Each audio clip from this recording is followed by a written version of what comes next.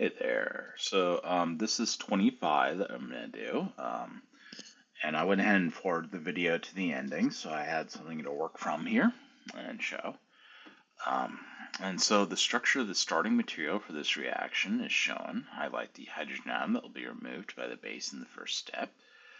And so right here we again have the starting material. And you notice again there's the hydrogen that's going to be removed. This is the base. And this is going to be an elimination reaction that we're doing.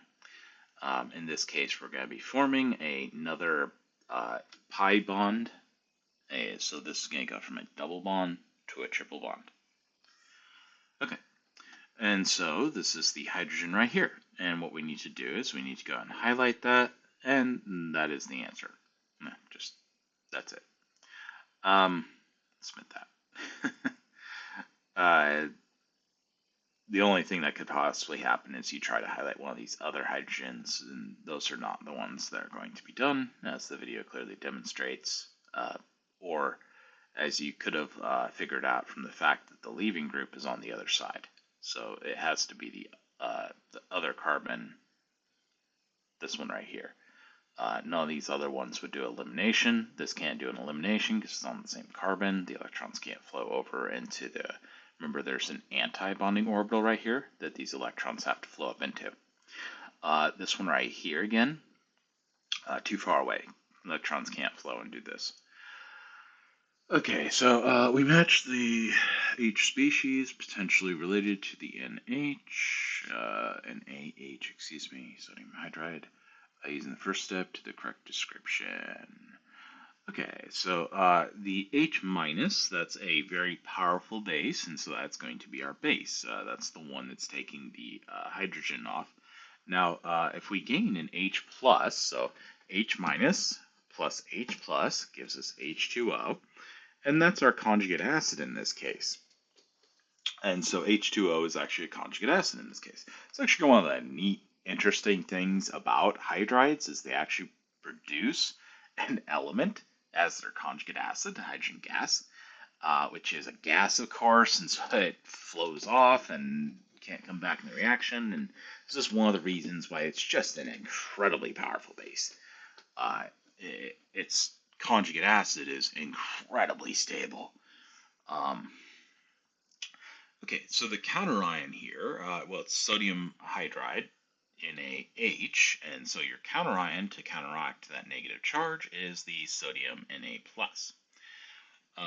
If we look at what is not derived from NaH, well, you don't produce the H+, that doesn't make any sense. That would mean that NaH would react with H-, which is, you can't do both. And this is actually why you have the metal with the hydride.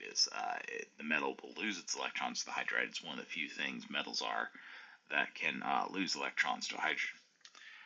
There's not a lot of stuff that's less electronegative than hydrogen. This right here is actually a free radical. This would have to happen usually from like high energy light. So if you took like UV radiation, high energy UV radiation, exposed hydrogen gas to it, you could actually generate free radical hydrogen.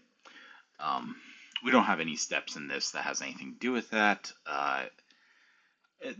And sodium hydride, it doesn't make sense that you would break the bond homolysis, homolytically, where you break the bond evenly and one electron goes to both sides. So that's not derived from NaH. Identify the mechanistic steps of this reaction. Okay, so we're going to go ahead and come up here to the mechanism here, and right here we have an E2, then we do a proton transfer, and then we're doing another proton transfer here. And so we're going to go ahead and go through the steps and label them.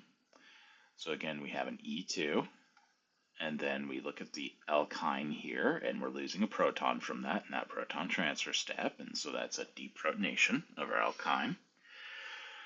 And then the acetylide anion is right here. That's the conjugate base of our alkyne acid.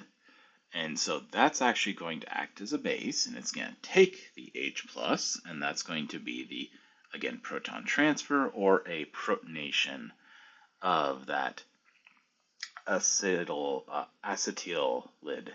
anion. Excuse me. Man, don't have any water. Dang. Anyways, so not involved is you don't have any E1 mechanism. Again, you're using a strong base to this. Our BR here is HBr. This is not an amazing leaving group at all. And so an E1 mechanism makes no sense here. Heterolysis of Br, again, that would be involving generating like a carbocation. That means that the Br would be a good leaving group and it has to leave on its own. Again, we're using this incredibly powerful base that doesn't make any sense. The H minus precludes the entire involvement in even E1 or heterolysis. The H minus will react far faster, especially with the relatively exposed carbon hydrogen here. So what role is played by the NH4Cl in the second synthetic step of this reaction? And so we look up here, we have the NH4 plus right here. So the NH4Cl is the NH4 plus cation, the ammonium cation, which is a very weak acid. And it has its counterion, which is the chloride, right? And so we have an H4 plus. This is going to be acting as our acid. This will actually generate ammonia gas, which can then drift off and go away, which is one thing that helps this reaction forward. We're generating a lot of these as gases that will leave our reaction vessel. So weak acid, and it protonates the acetylide anion. None of these other ones really make any sense. This would not actually do anything, wouldn't accomplish anything. You'd still have NH4 plus in solution. The NH3, yeah, it generates NH3, but that's not doing anything with the H2 in this reaction at all. You could technically react them to do some stuff, but you would need other things. These are likely not going to react, and in fact, you're probably doing this under a hood or something just to pull these gases away and get rid of them, so you don't have to smell ammonia, basically. And you don't have any explosions from the H2. It generates a weak base, NH3, which allows pH adjustment. It does generate NH3, but that's not for pH adjustments or anything. The NH3 has no further purpose, actually, in this reaction up here. Just the end of the reaction, in fact. Okay. And so that should be that. All right, let me know if you have any issues, as always.